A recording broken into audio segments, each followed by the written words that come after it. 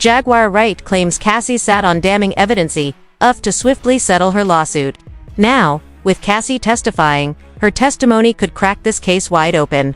Usher's reportedly subpoenaed, sweating under the spotlight. Diddy's circle scrambles as whispers of an explosive video swirl. The walls are closing in, let's break it down. Let's talk about the showdown in the courtroom over the bombshell video allegedly showing Sean Diddy Combs beating his then-girlfriend Cassie Ventura. Now, Diddy's lawyers are arguing to exclude the footage from the rapper's upcoming sex trafficking trial. Legal contributor Brian Buckmeyer joins us now with more on what this could mean for the high-profile case. So good to have you. Okay, so they want this video left out. What's their argument for this? So, Mark Agnifilo, Sean Combs' attorney, is arguing that, you probably hear this phrase, this is not a true and accurate representation of what the video depicts. He's saying a number of arguments that the CNN had taken this video and sped it up, they kind of chopped it up into this montage, and it's not accurate. He's also making the allegation that the original video no longer exists, and so because this isn't accurate, the jury shouldn't see it, and according to Diddy's attorneys, because the original doesn't exist or it's been tampered with, no video such as this should be presented to the jury. So what does CNN say about these claims? So CNN has come out and said, we did not alter it, we did not change anything, and in fact they're saying that they do have the original as well. So on multiple levels, Sean Combs' argument kind of falls flat, because if it is sped up, and I think there is some degree of it's being sped up, if the original still exists, that can still be used as evidence against Sean Combs, not necessarily to the allegations of trafficking, RICO conspiracy, or the transportational purpose of prostitution, but to show that this is a force that it was used to keep victim number one, who we believe to be Cassie in this video, under his control for the purpose of trafficking and this. When I looked at that thing, to be honest, I thought that the people who was watching it, because you know at those hotels, they have security personnel that watch that stuff. And if they didn't call the police, they should be in jail. I don't care what nobody say.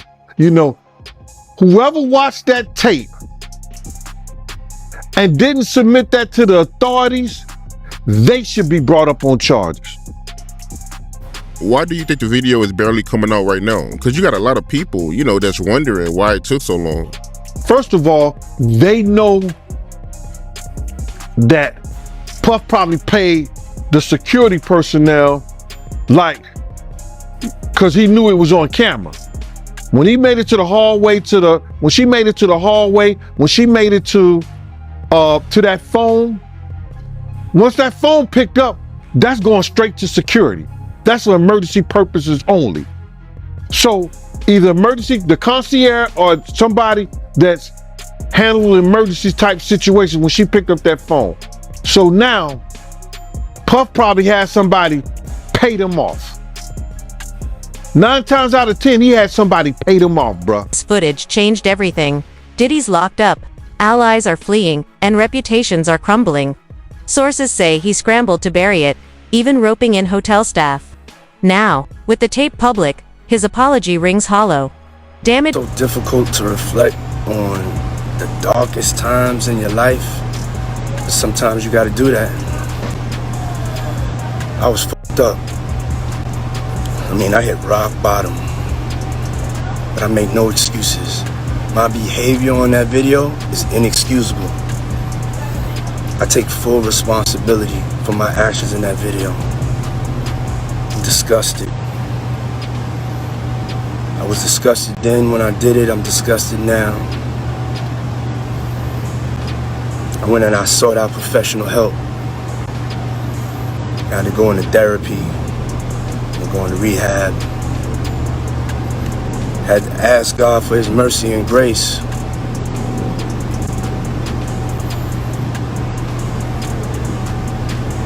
I'm so sorry. But I'm committed to be a better man each and every day. I'm not asking for forgiveness. I'm truly sorry. Jaguar Wright calls Cassie's ordeal an industry-wide pattern, one she knows firsthand. The footage, she says, reopened old wounds. She names power players like Diddy and Jay-Z, alleging systematic abuse. Diddy's long-denied claims collapsed when the video surfaced, forcing a belated apology. Next voice. Diddy's lawyers fight to suppress raid evidence, claiming faulty warrants. Seized recordings now in spotlight face possible dismissal before trial. She saved Cassie's life. So Cassie could do what she's doing right now. Right. She put it all on the line. Just a Christian can walk around sounding like an idiot, doing his daddy's perp walk with pride.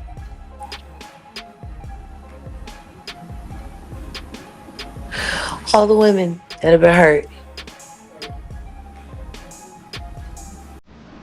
You know, I remember the first time that happened to me.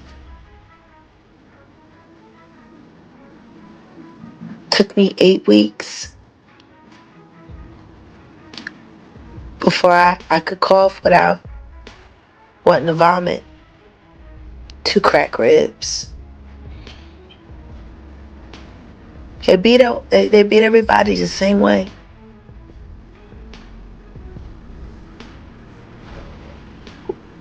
It's like there's a fucking handbook when they sign their record deals. How to fucking hurt a bitch and keep her loyal. Number A. In federal RICO case, her testimony could cripple Diddy's defense.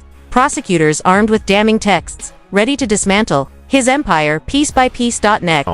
Looking to suppress evidence in his federal trial. Senior investigative correspondent Aaron Katersky is back with the story. Good morning again, Aaron. And to you, Michael. You'll remember federal agents from Homeland Security investigations were hardly shy when they raided Sean Combs' opulent homes in Los Angeles and Miami, guns drawn. The jailed music mogul now argues those searches and other searches of his iCloud accounts, electronic devices, and New York City hotel room following his arrest were unconstitutional. His lawyers argue evidence obtained through those searches must be suppressed.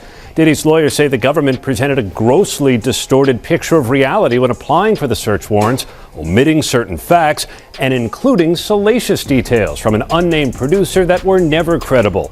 Combs has pleaded not guilty to racketeering conspiracies, trafficking and prostitution charges. The defense is also arguing here his ex-girlfriend, Cassie Ventura, was a willing participant in drug-fueled sex performances called freak-offs, not coerced as prosecutors allege. This latest challenge to his case comes 3 months before trial, and as Combs loses one of his attorneys, Anthony Rico says under no circumstances can he continue to represent Combs. He offered no details about that decision, Robin. Okay. Writer Jonathan Audi alleges Diddy orchestrated Cassie's mistreatment, choosing her for clout while pulling strings from the shadows. Escape attempts met with threats or brute force. But Cassie allegedly, apparently, is going to take this stand and talk about her. Obviously, that tape of him beating her up at the hotel is what set off this whole thing. You know what I mean? Like, this has just made it matters so bad for Diddy. So now that she is gonna sit up there and like look him square in the eyes and talk about her side of the story, that's not great for Diddy, obviously. No, and like I think also Cassie is a celebrity, right? Like millennials know who she was or is. She had like a booming career back in the day. So I think it also adds some extra zhuzh when you have like a well-known public figure coming forward. Trusted public figure. Trusted and beloved too. So I think that also will hurt him. She of course became public.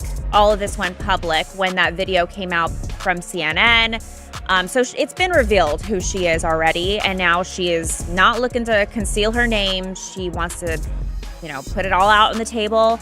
And yeah, yikes, it could be really bad for him. Inside the courtroom, report that Assistant U.S. Attorney Emily Johnson read out loud the text that Diddy reportedly sent to Cassie Ventura after an altercation in a hotel in 2016. She references security video of the event that went public, showing Diddy hitting his then-girlfriend in a hotel hallway. The text from Diddy at the time read, quote, "Call me, the cops are here. I got 6 kids. Yo, please call, I'm surrounded.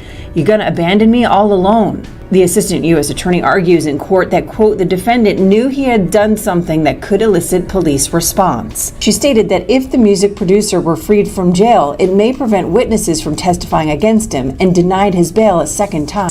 Explosive new claims. A witness alleges he directed encounters involving Cassie. while seized recordings compound the scandal. From custody, he's accused of witness tampering, desperate calls to enforce silence. The case grows darker by the hour. Kim's Lost Words. It's currently a bestseller on Amazon, and it's filled with explosive claims that her 2018 death was due to foul play. Passages are filled with details of physical abuse, sexual coercion, and other acts of violence Combs allegedly committed against Kim. Now, their 4 kids are speaking out, denouncing it as lies. Quote, claims that our mom wrote a book are simply untrue. The book, riddled with typos and written by a man using a pseudonym, contains alleged first-hand diaries and notes from Kim talking about Diddy, including, quote, out of nowhere, he hit me with a chair. I don't remember anything after that until I woke up in a hospital room. My arm was in a cast. As I came to, the first face I saw was of the man that put me here. When I lost Kim, it broke my heart forever. Diddy's lawyer calls the alleged memoir fake and offensive. It also marks the first time Quincy, Christian, and the twins, Jesse and Delilah, have spoken out since their father's arrest, saying, quote, the cause of her death has long been established. There was no foul play. According to the autopsy report, Kim died of natural causes from lobar pneumonia, which is an infection of the lungs. That smothering her with the pillows and all that, like he playing with her. I know she was tired. Yeah, he also told Rolling Stone that Diddy, he's a jealous person that don't know what love is. He knows that, bruh. Kim couldn't have nobody, bruh.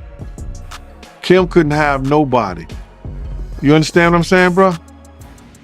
Diddy could do whatever, Puff could do whatever he wanted to do, Brother Love could do whoever he wanted to be.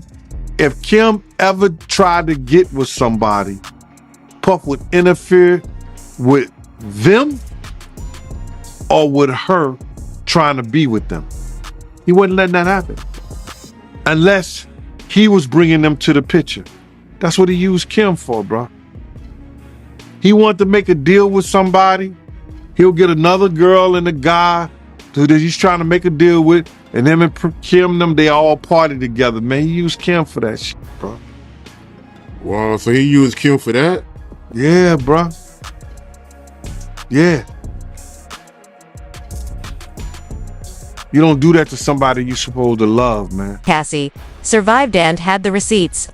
Unlike Kim Porter, she lived to expose the truth. That would put him in jail against him on the dark net to the highest bidder. Why would he sell evidence of his debauchery and savagery? Why would he sell on the dark net his tapes of all the just terrible? Wanna know why? Because he doesn't intend to stand trial. Is he protecting people, or are people protecting him? Oh no, he's selling it because he needs the cash. The last freak off tape that just got sold on the dark net, which I know because I monitor, went for $500 million. It had multiple stars in it. Nicki Minaj, Rihanna, Chris Brown,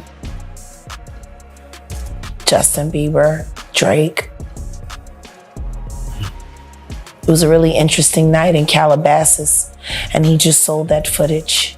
With having $75 million at his disposal, isn't that by nature the exact thing that they're worried about? If you have this much money, that you could make this thing, you could probably make people disappear if you really opted to. See, this is the thing. That'll just make more trouble. Why would he make more trouble now? He done already bought off and paid off everybody he possibly could.